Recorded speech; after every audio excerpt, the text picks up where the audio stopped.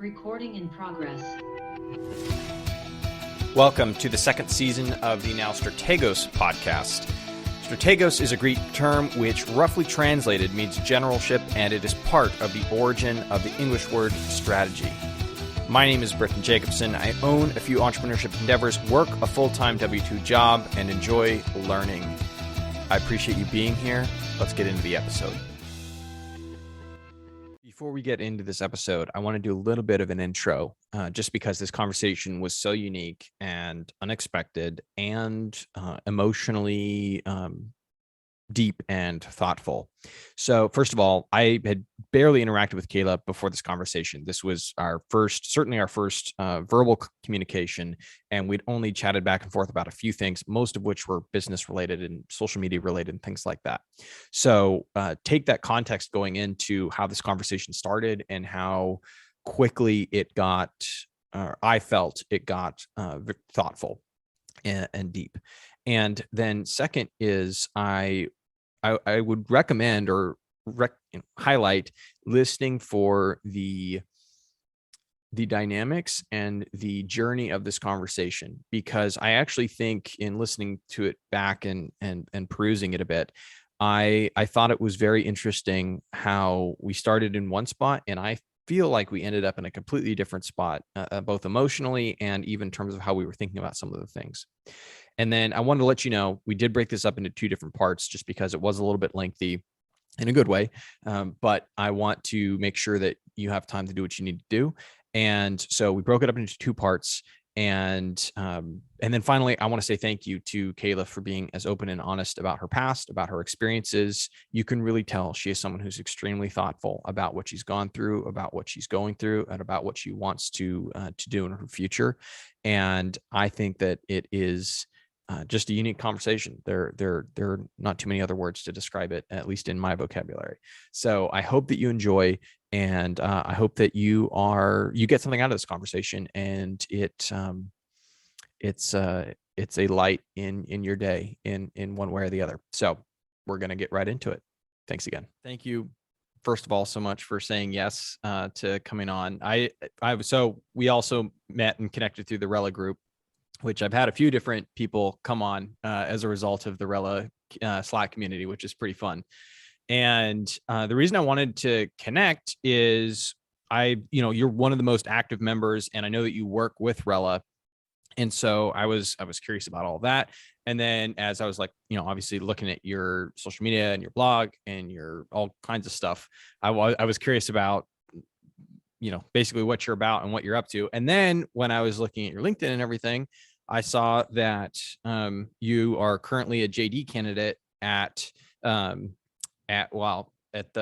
UTK University of Tennessee in Knoxville, right? Okay. And you're graduating this year, I think. Yes, I graduated in 5 weeks. It's crazy. That's awesome. That's amazing. Okay. So there are literally 1,000 different things that you're doing, that you're up to, and that you've done. And so I was trying to figure out how to organize it. And I think I wanted to ask about the law school stuff, because I think that's one of the more unique or different things when it comes to social media realm. There are fewer people that have gone to law school. And okay, so first question was, did you graduate? You got your bachelor's in 3 years. Did you graduate in 3 years? And was that was it an accelerated program? Was that just something you did? How did that work? Yeah, so I graduated in 3.5 years. I actually would have graduated in 3 years had I not failed math twice in college. Okay. Which is crazy because I started college at 17. So I actually graduated 2 weeks after I turned 21. I was underage pretty much the entire time I was in undergrad. But yeah, so I graduated 3.5 years. And no, it wasn't an accelerated program. I just took a lot of AP classes in high school. So I had a lot of credits going in, and I didn't really my second semester of college ever. So my freshman year of college, I was already taking classes in my major. Yep. And there was a few gen eds that I spread out throughout my time in college. But for the most part, I dove in headfirst into my major, which ended up becoming my minor, and I took on a different major. And I almost actually took on a second minor just to stay the full 4 years. Mhm. Um, but then I decided not to do that. And I'm actually glad I didn't do that because it was really nice to have a full 8 months break between college and law school. I really needed that break. So it worked out. But yeah, I graduated in 3.5 years. Okay. Yeah, I did a similar thing. I didn't actually graduate early because I didn't bother with like making it like, doing the paperwork and whatever. I was like, whatever. But I kind of had a similar thing where I basically all of my open credits or whatever, like I was able to walk in from college stuff. And then I did all of my language requirements like over the summer. And so I was able to like cram a ton of stuff in during the actual semester. And so that made it way easier. Yeah. And I started my major stuff early too. I didn't follow like the typical, like do this, then do that. I was like, nah, I'd rather just do my own program. Yeah, I didn't have to do the language requirements because I'm a Spanish speaker. Spanish is Yep. my first language. So, and I took AP Spanish in high school. So I actually didn't have to do the Spanish requirements. The only gen eds, so I actually got away with not taking biology or chemistry in college or economics. Somehow I was able to avoid those and I didn't take any of those. I took microeconomics, AP micro or AP macro, one of the two in undergrad, but I didn't pass the exam. I got a 2. So those credits didn't transfer over, but I somehow got away with not taking it in college. And thank God for that. But I actually had to retake 2 classes, 3 if you count math twice. So I would have graduated a whole like year early had that not happened. I retook philosophy and I retook math twice. So, but I didn't have to take language. I didn't have to take, the only sciences I took were physical geology or something like that, like geology. It was like easy. But yeah, I got really lucky with college. I kind of scraped by, but I'm glad because there was a lot going on, just like me evolution wise as a person, and college was just like college was important, but I rather had been working. I was interning, I was working with the senator, I was on campaigns, like I was busy, and I was working as a hostess at some point.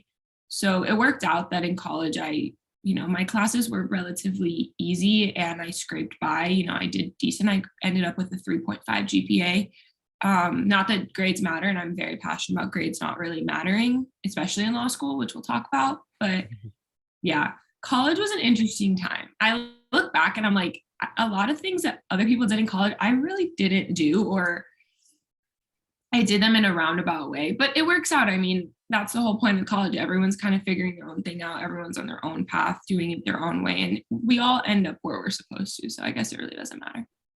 That's awesome. And the reason I think it's awesome, aside from like obviously the good things, is is that was similar to me too.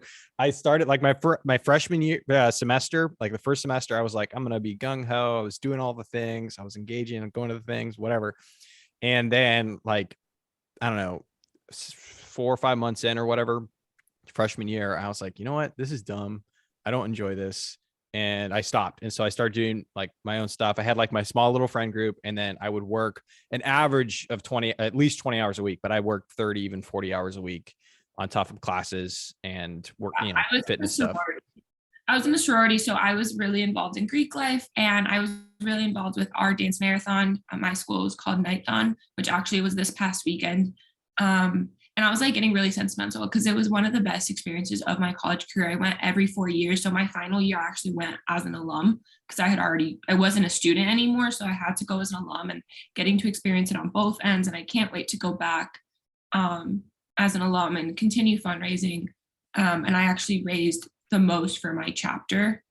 And I got to sponsor other people in my sorority to go to the event and experience it, and just raising money for the children's hospital and so we stand for 20 hours for the kids who can't, kids in hospital beds, and raising money for diapers and for incubators and for their medicine and stuff, so their families don't have to pay for it, similar to St. Jude's. And it was one of the best experiences of my life. And I was actually getting really sentimental looking back at pictures of it, of my time there, and getting to see them experience it, the students experiencing it this year. And so I was really involved on campus, I was a Rho Gamma, so with Panhellenic, I was really involved with a fraternity on campus as well. I was like a little sister to them. My sorority, I was involved in leading our team to go to Nightthon. And yeah, and then I worked as well. So I did focus on school. School was important to me, but I've always known that there's more to me than school and academia. And that was my mentality even going into law school too. Like I have never subscribed to like law school is like the end all be all. It's not my end goal. It's going to allow me to get to where I want to be. And I think that is why I've been so successful. Like on paper, I look like I have a million different things going on. And I do, but they're all connected and they all make sense. But if you look at me from a traditional law school lens, it's like, what the hell is this girl doing? Like, I don't have like a so-called big law job. I'm not successful in the traditional terms of law school, but that just doesn't, like, that's not what I wanted. Law school was a step along the way to get to where I wanted to be. And so, yeah, for me, undergrad was kind of just like, I'm going to get my degree and I'm going to get to the next step because I know what I want and I know what it's going to take to get me there. And I'm just like going to enjoy it while I can. And I really focused on building connections and meeting people and getting involved on campus in ways that are going to allow me to meet people than like grades. 100% relatable. I totally know what you're talking about. Okay. Well, so before we get into law school and the whole end goal here, why are you doing so many things? Why, regardless of the traditional, outside in or whatever perspective, I'm curious now, like, why are you doing all these things? Why do you care about all these things? And why are you putting in that much effort into, because like, I know you wrote a blog post about anxiety and things like that. And so like, I know that's been, I mean, I think it's kind of, a devil we all have to wrestle with, but I'm curious, like before leaving that out for a minute, why are you doing so many things? Why were you, I guess, before, Yeah, so actually, I think the mental health aspect plays a big role. So I've struggled with anxiety, depression since I was 12, and I've really struggled with what I was passionate about. My high school and college experience, I really looking back now, I was really unhappy and I was in a very dark place and I was going through the motions. So all of that I just said about undergrad, like I was actually in a really unhappy place. But doing all of these external things made me fulfilled because I was helping others. Mm-hmm. And that has always been my goal in life, is to help people and inspire people, because I wouldn't be where I'm at today if the people in my village, because it takes a village, hadn't done that for me. And my parents are immigrants. I'm first generation American, and they've built their careers in corporate America that have given me the life that I have. And if it wasn't for them doing that work and rising up the ranks and building connections that have helped me get to where I am, I would not be here today. And I'm very grateful for that and aware of that. And I want it to be that for the next generation. And that I've always wanted that.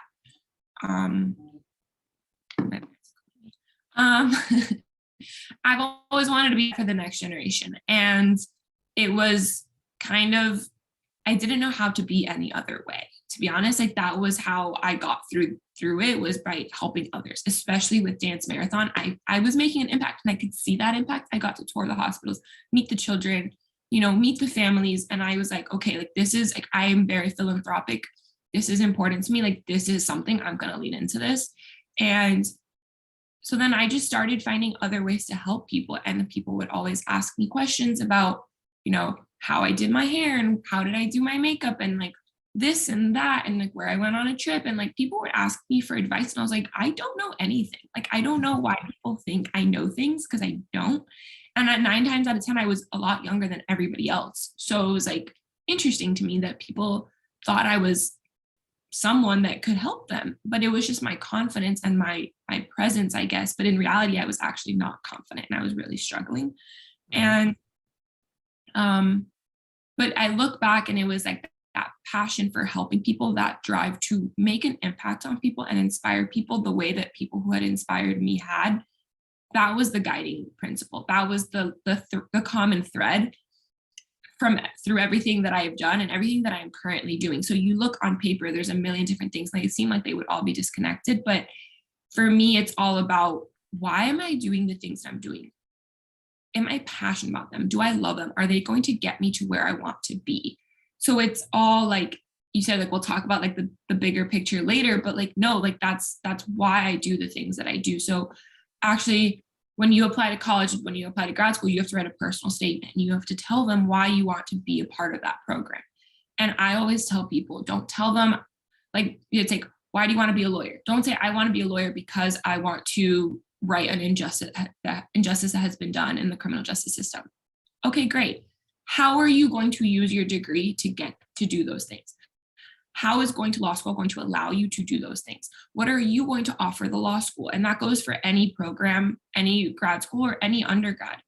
Why are you studying what you're studying? Why are you investing in yourself and the time, money, energy, effort that it takes to study this or this job interview or whatever it is? How is that going to benefit you? And how is that in turn going to benefit why you're doing it, whether it's for other people or whatever it is? Know why you're doing things and then use that why as a guiding principle.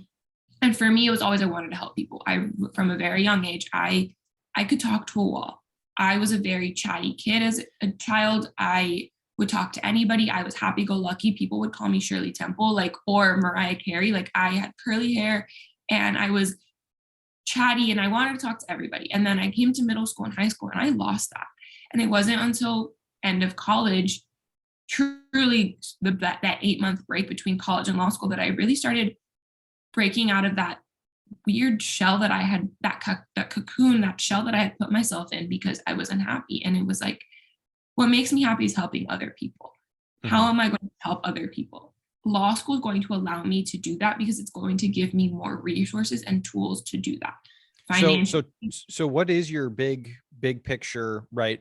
What is that? The thing that I want to do, the goal that I have, like, what is that then that all these things feed up into? Not necessarily, and to your point, right? Not necessarily like, like specifically, not like getting into the how, like I want to do X, not, I want to change the world, right?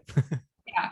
No, I mean, I don't even have like one specific thing. I don't want to limit myself into I'm just going to do this and that's going to get me. Like, my big picture is I want to help people. I want to inspire people and I want to use myself as a vessel to do that. So however I can help others, whatever, like, I'm really passionate about networking and teaching people how to network. I love sharing my mental health story to help people realize that they're not alone and that you could struggle with mental health and still be successful. So I'm using myself as an example and inspiring people. And that's my bigger picture. And however I can do that, like, that is what I want to do. And I want to be successful. Where does law school fit into that? Yeah. So I want to be successful. I want to make a lot of money, not for the sake of making a lot of money, although I am expensive and I like nice things, but it's also, I want to make a lot of money so I can give back. Philanthropy is really important to me, always has been. I want to continue working with the Children's Hospital. I want to work with, the Kiwanis of Little Havana, which is a local organization in Miami, the Big Brothers and Big Sisters, the Boys and Girls Club, like organizations like that. I've worked with them here and there throughout the last couple of years. And I want to keep working with those organizations and giving back and just being a mentor. I mentor young Hispanic students here in Knoxville that are undocumented, whose families don't speak English, and I'm helping them get into college. One of them actually just told me the other day that she got a scholarship to college. She doesn't have to pay like practically anything to go to college. And, for her, she has to go to a private school because she's undocumented. So state schools won't give her money, but she got a scholarship to a college that is very expensive and she barely has to pay anything because she had that drive. And it's like seeing other people achieve their goals, like that makes me happy and it makes me want to continue doing it. And law school, so my personal statement, I wrote that I want to, law school give me the tools to continue to inspire and help more people, whether it's financially or mainly financially, so I can hire people to help me build out these businesses and these dreams and these goals. So I've always been very entrepreneurial. And for me, law school was a way for me to just build an empire of giving back and having the financial resources and the connections to, like, resources are also humans, like capital, like, and like people, like resources in like both senses to help me help more people. So law school, that was why law school fit in. I always knew that I didn't want to do the traditional law route. I think I'm pretty confident I always knew that. And I fell into that trap when I came to law school, because law school does a really good job of making it seem like there's no other path outside of law school, that big law is the end all be all. That is like my two best friends are lawyers. I know what you're talking about. that's what they perpetuate. And if that's you, that's okay. We need those people, but not everyone is that. And also 90% of people, I won't say 90, a good chunk of people by year 8 are so disillusioned with the practice of law that they leave it all together. And I didn't want to, I knew that I wouldn't even make it to year 8. To be honest, I won't even make it to year 1 if I go the traditional law route, because I know that that's not for me. So I went into law school and I was like, oh, like I'll do corporate law at a big law firm. Like I'll make a lot of money and then I'll be able to do all those things I want to do later. But in reality, I can't do that, because if I'm working at a big law firm, I'm making 150K a year, bonuses and all of that included, but I'm working 100 hours a week. At what point, when am I going to do all the other things I want to do? I can't, I don't have time. So I realized I would rather make less at the beginning, but build out all these companies and industries that are making me more money long-term, and just do it the untraditional way. So yeah, I went into law school thinking I was going to, I didn't have it really like cemented, but I wanted to help people, and I was going to build companies and organizations and be a part of those things that are going to get me to that goal that I want to help people. And when I came in, I was like, oh, I'll do like real estate law for a corporate law, real estate law for a big law firm. And then I really fast, within the first year, I was like, yeah, no, I don't want this. And I also struggled really bad with mental health. It got exacerbated exponentially while I was in law school, because law school is one of the most difficult things. I think med school is 10 times harder, but law school is significantly more difficult than I think a lot of programs. And I think it's a lifestyle. It's not just school. It changes your entire life. It can become your entire life. I fell into that trap. And then it came to the point where I was suicidal. And I was like, I can't continue like this. And I told my parents, I told my faculty, and I'm very good friends with my teens. And I told them, I was like, either I focus on grades and there will be no me at graduation, point blank, or I focus on what makes me happy and I graduate. And I'm going to be happy, but I need to put myself first. And they were like, okay, like, fair. I agree with that, because I don't know if people know this, but lawyers, the legal profession, has the highest degree of suicide and drug and substance abuse of any of the professional degrees of any profession. They have the worst because of the pressure that is put on you. And it starts day 1 of law school. They literally tell you day 1, look around, look to your right, look to your left. Half these people won't be here. Half these people won't make it. They tell you that the first week of school. And it's like, why am I here?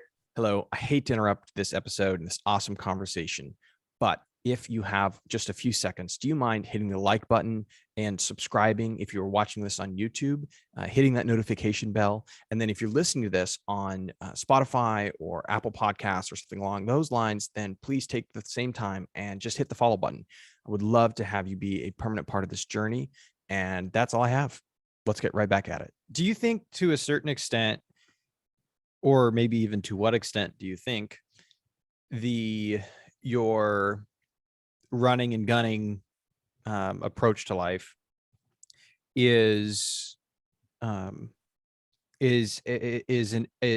subconscious and or conscious effort to stay away from the mental health and kind of the dark mental places of that your mind, can be inclined to go to, right?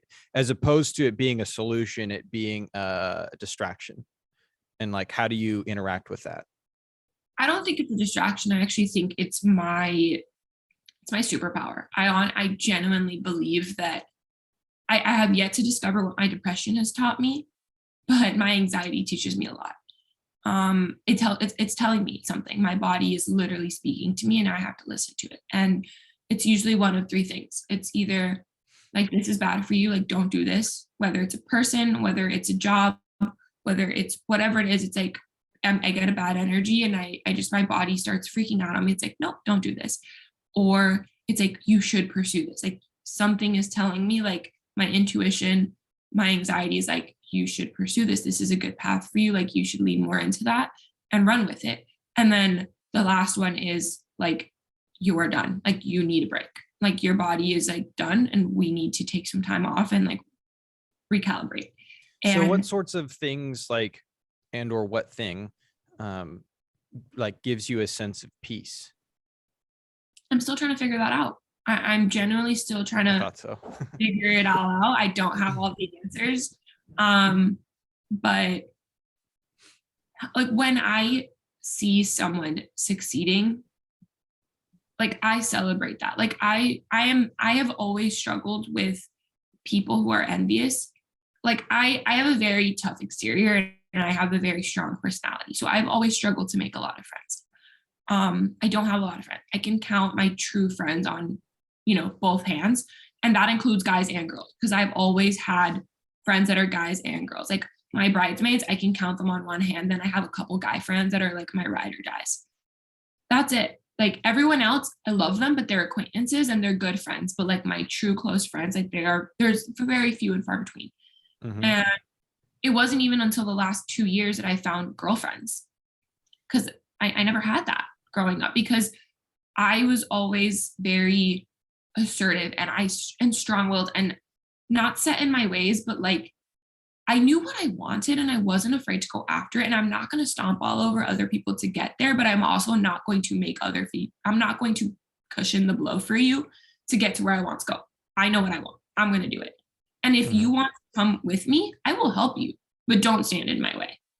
Do you think that approach has caused it like in its raw form, caused you any additional struggles or like made some things harder? And right, I think because especially in college, I had a very similar mindset.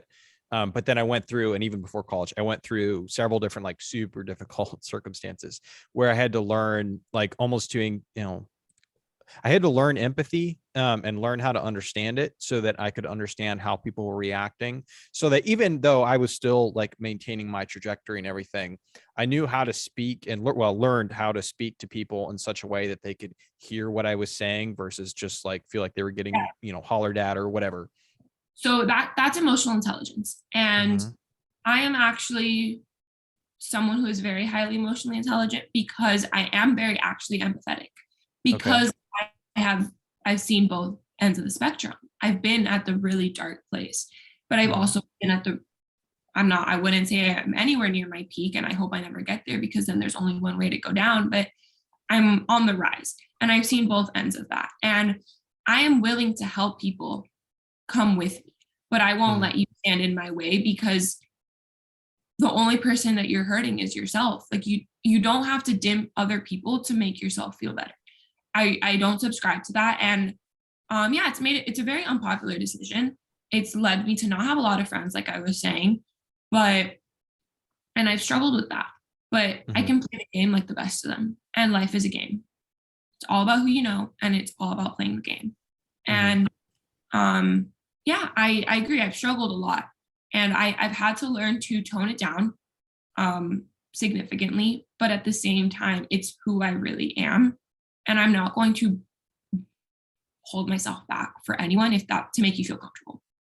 If I make you uncomfortable, like, sorry, but I won't. I refuse to shrink myself to make other people feel good, because I'm willing to help you get to where you want to be, but you need to let me get there first. And then I will extend my hand out to you. Do you think that modus operandi is like a protection, almost like a protection barrier?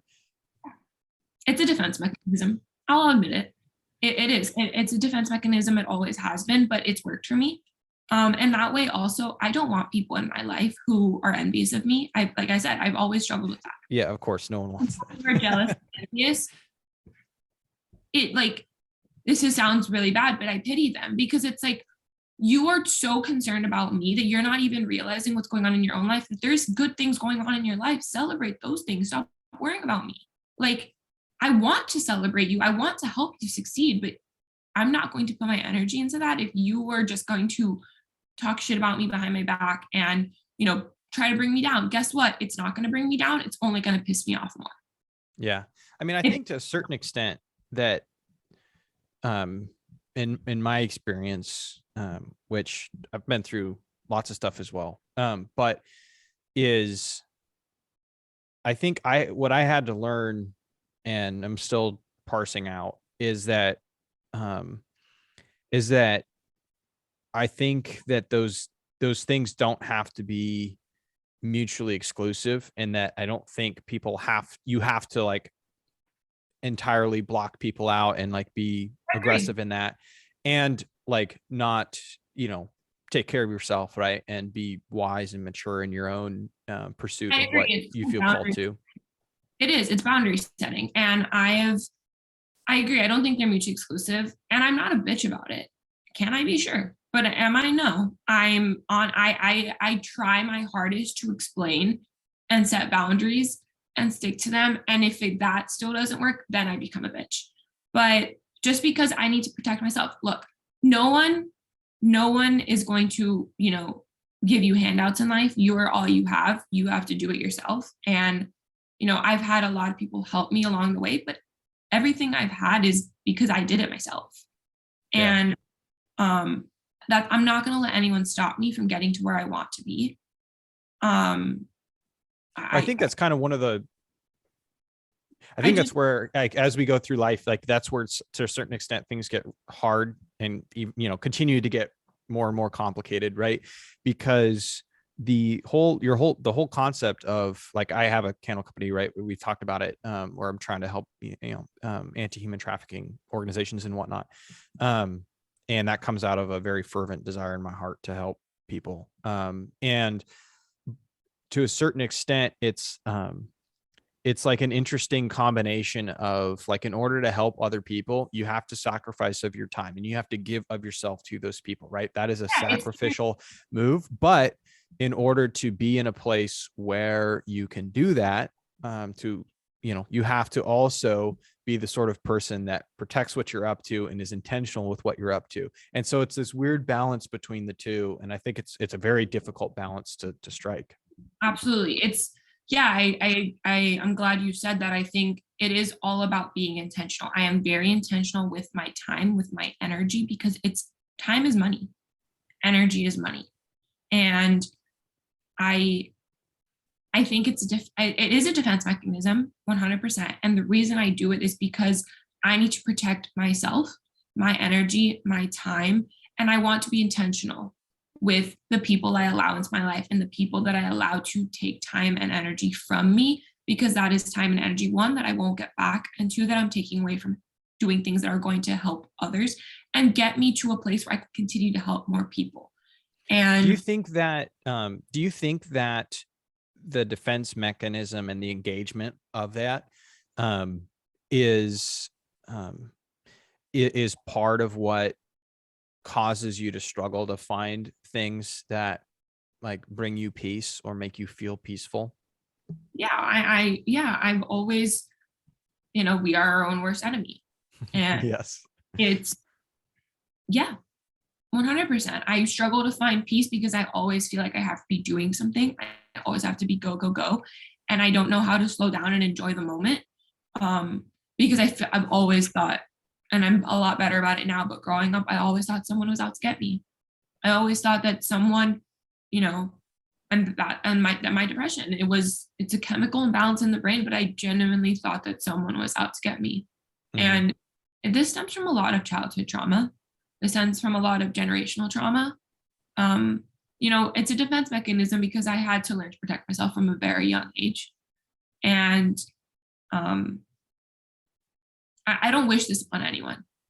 Yeah. I don't think anyone should be like me. Like I strive to inspire people, make an impact, but not in, like, I don't want people to get hard in like I am. Mm-hmm. I'm learning to be softer. I want to be softer. But Yeah. also I would be lying if I said that this wasn't what got me to where I am. Mm-hmm. So it's important to talk about. um I need to learn to one of my intentions for 2022 is actually to be more present and in the moment and enjoy the moments more and celebrate small wins more, because I don't celebrate myself. I don't, I celebrate others, but I don't celebrate my own wins.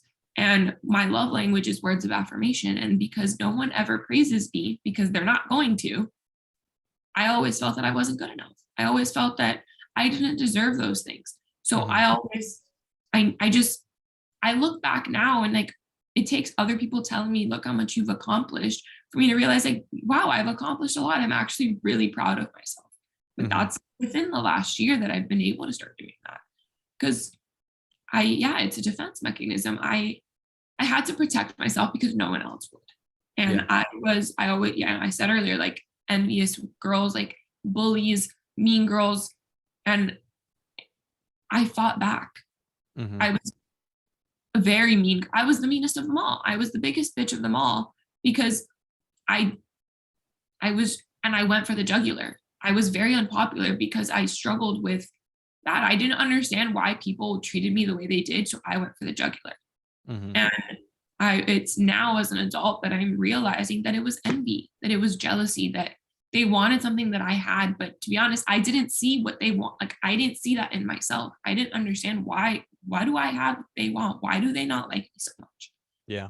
Well, I put and not in their defense in any way, right? Because I don't think there is there shouldn't be any excuses. But that's one of the other things that um that is difficult to learn sometimes is that often like the people that are acting in that way, in the same way that, right, you were not acting and being mean and whatnot to these other people in your life because you just had a nasty streak, right? You're doing it because you felt insecure, you felt unsafe, and unhappy as a result of what they were doing, or even other circumstances in your life that then exacerbated what was happening, right? Becomes this nice big cauldron of horror. And so, often I'm sure that the other, girls and whatnot in your life probably had things in their life that were causing them to act in the, nasty ways that they were reacting and whatnot. And it's very, especially when you're younger, obviously you don't really, it's very difficult to understand that. And I think that's part of what, you know, like the journey entails, is having to understand that and mature through that to the point to where it's like you're the one that's going to be different in your life, and then you can teach other young girls and boys and whatnot to also be different, where it's not just about like, the world's nasty and like I'm going to be, all about myself. It's like, no, there's just a lot of hurt and pain in the world, and people need help, and they need to be able to both feel safe and then also be able to, you know experience mercy and understanding. Absolutely. And that's where I'm at now, because I like everything that I was saying before, like that is still in me because it was my defense mechanism, and it's going to take a very long time for those walls to come down. And to some extent, they're always going to be there because it has gotten me this far, and I wouldn't be where I'm at today had those things not happened. But yeah, and it's that's why I'm a big proponent of therapy, and I talk openly about this, and I talk openly about my struggles with mental health. And I'm an advocate for getting help. I've been in therapy since I was 12, in and out of therapy for years, for a decade, more than a decade. And it wasn't until I came to law school when I had started dating he's now my best friend, one of my best friends, but we met 2 months before and we started talking. And it wasn't until he turned to me one day and was like, I love you, but you need help. I can't be with you like this. You need help. And something inside of me clicked and was like, he will never see me that way, and we will never be together. Like that's just not going to happen. But he sees something in me, Mm-hmm. and I want to see what that is for myself. I want to get better. And it wasn't until 2019, it was October 2019, that I really made that decision to like, okay, I'm going to figure this shit out, and I'm going to make some changes. And I'm going to start healing. And it wasn't until that conversation that I truly started unpacking all of that trauma. And like I said, childhood trauma, generational trauma, I had to get to the deep rooted cause, figure out why I was the way I was, why I was doing the things that I was doing. And once I started to understand those things, unpack them, I started to realize that I don't need to be like that anymore. And so now I'm not, but those wounds are still there and there always will be. And, you know, one thing that my therapist, one of them at the time in law school, taught me, like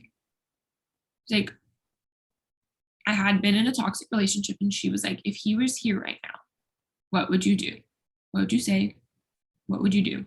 Cry, scream, kick, punch, yell, whatever. Like, I don't care. Whatever you want. It's a safe place. Pretend I'm not here, but he is. What would you do? And I was catatonic, silent for like a good 5 minutes, and she was freaking out. She's like, oh, what the fuck just happened? But all I said super calmly, and by the way, if I'm really calm and quiet, something is seriously wrong because I'm a talker. Yeah. So it was like, she was like, oh shit. And I just super calmly, like eerily calm, I was like, I will never forgive you. I don't hate you, but I want nothing to do with you. Mm-hmm. And I hope I never see you again. And I hope you never do what you did to me to someone else. And that's it. And it was like, don't get me wrong. Like, I don't forgive him. I want nothing to do with him. Those things are true. But I wish he could see me now. I wish all those people could see me now. Mm-hmm. Because I'm a spiteful bitch, I'll admit it. But also because they didn't break me. I didn't allow them. And those defense mechanisms, that's what allowed me to keep going. Because I easily could have, and I almost did fall. And I got very close to crashing and burning. And I hit rock bottom one too many times. And it was finally when my best friend was like, I love you, but you need help.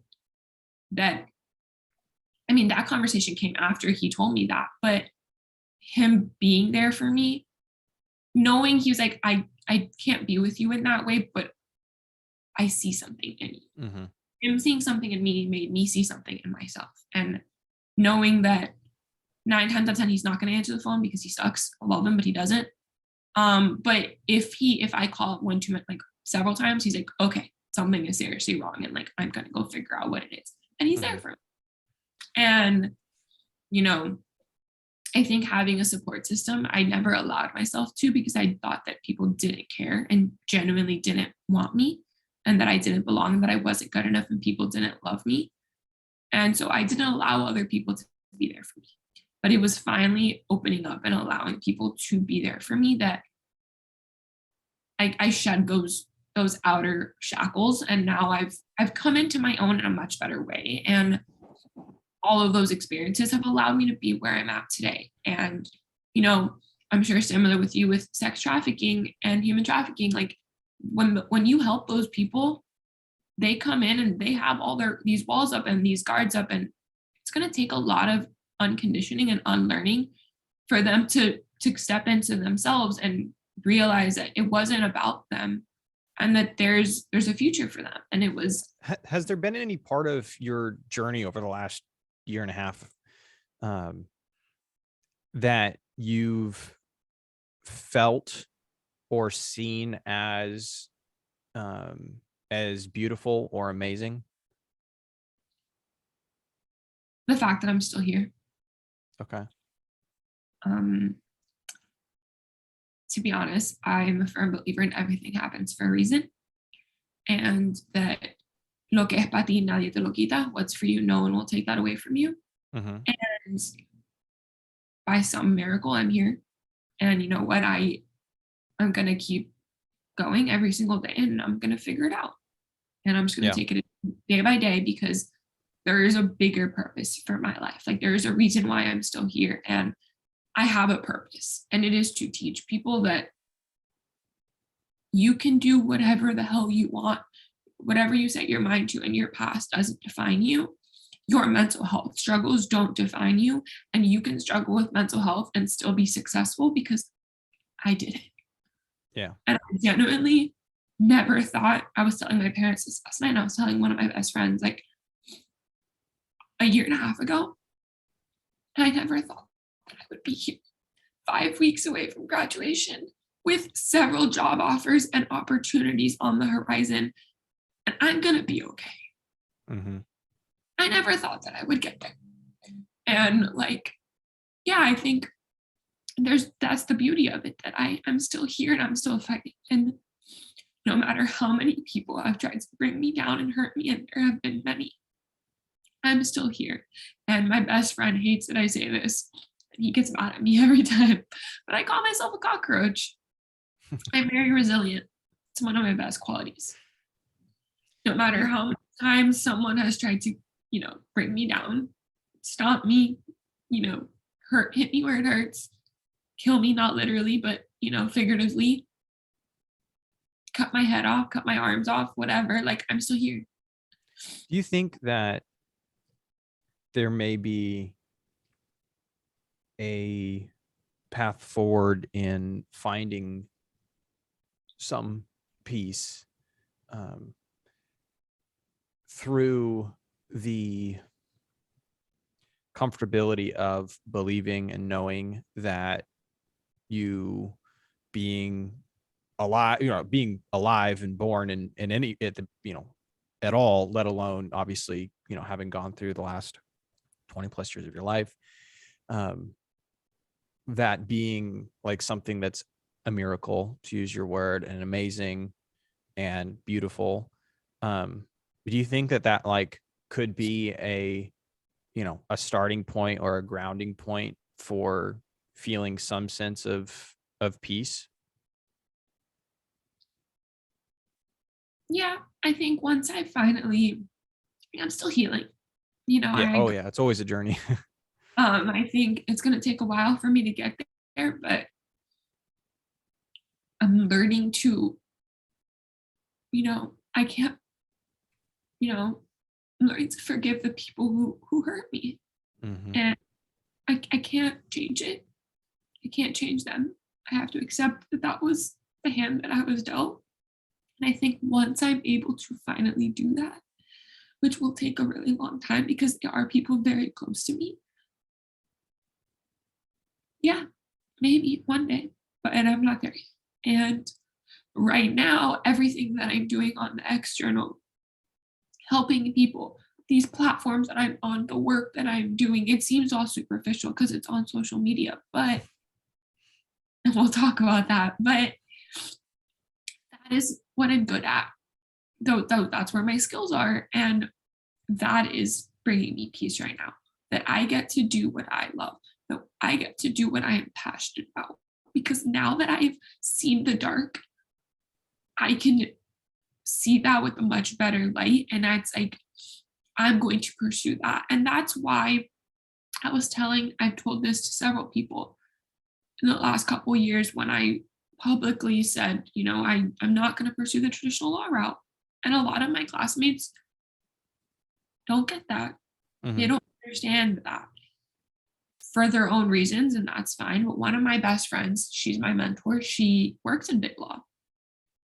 And I called her last night to tell her, like, look at this opportunity that presented itself to me.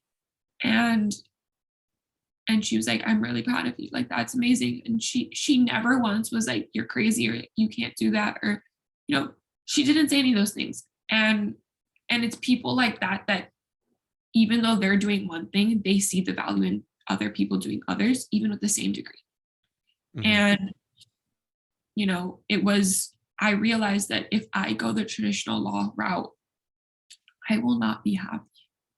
Mm-hmm. And I spent a decade of my life being miserable. Now that I know what it's like to have passions and be doing things I love and that make me happy with people that celebrate me and want to help me, why would I put myself in the position of being miserable just to say, yeah, I'm making 150K? Yeah. Yeah. So does the prospect of healing and the sense of you know, emotional, being emotionally free, at the light at the end of the tunnel, right? Does that vision or that idea, that hope, fill you with excitement? Like, does it bring light into your soul when you think about that? And, do you believe that that's truly achievable in your, heart of hearts? So actually something that I've been really struggling with lately, because I actually was thinking about this, I think yesterday. It's like, am I gonna cry at graduation? Like, Mhm. I don't know. Because I've just been so mentally done for such a Mhm. long time. And I'm just going through the motions of school at this point. Um, that am I gonna cry or have I disassociated enough? And that's my Okay. problem. And that's how I cope. I disassociate. Yep. And that's something I need to work on. But yeah, I don't know.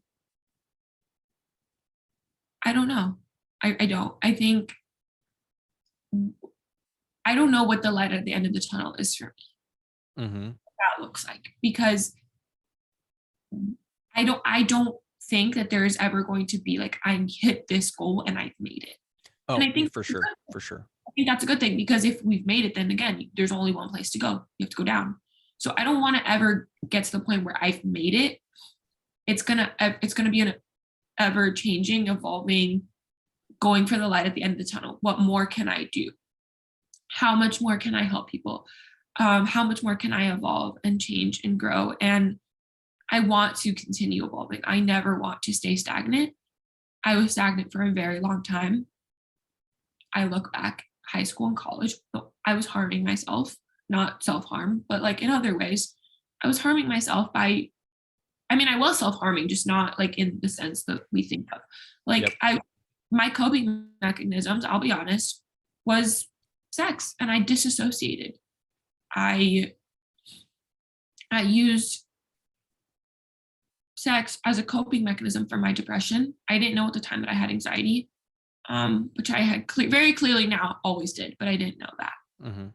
And I thought that sex meant love, and that if a guy gave me attention, that meant they loved me and that they wanted me and that I was good enough. Mhm. That's not what that means. And it's been a long road of realizing why I was doing that. And there was a few scary situations where I put myself in, that I realized like this can't continue anymore. And I was lucky enough to figure it out when I did, and I'm working on healing that. But I disassociated. Mhm. And to this day, now can't have a healthy relationship because I disassociated so much. I can't reconcile sex with something beautiful, and it's Mhm. supposed to be, and not Yep. just like to procreate, but like in other ways. And like, Mhm. so I've really struggled with that. I think, you know, I think there is not one light at the end of the tunnel. I think there's going to be several that I'm going to have to get through, and there's always going to be more. Um, I'm the type of person, I admit, that I'm never satisfied. I always want more, because I now see my potential. I Mhm. now see that I can do whatever I want, however Yeah. I want. And, you know, I am very strong willed. I'm very assertive. And yeah, it's a defense mechanism, but it also allows me to do those things. And I never want to hurt people or stomp on them or bring them down, because that's defeating the purpose. That's what people would try to do to me. So I would never do that to them. Yep. But I, I'm learning to be more. I've always been empathetic because I feel things deeper than most people because I've seen the dark side. But I'm working on being more respectful, and the way that I say things and how I approach things, I'm very blunt instead of being so blunt, being like not so blunt and just wording it differently, but still getting the point across. But Yeah. getting to where I want to go. But again, like I want to help people get there, but just don't stop me from getting there. We can Mhm. get there at the same time, or let me get there first and I will help you up, but like don't hold me back, because then Mhm. the ugly side of me comes out, and like no one wants that. I don't want that. Um Yeah. Um, I want to be sensitive of your time. Do you have anything that we need to be careful or sensitive to schedule No. wise?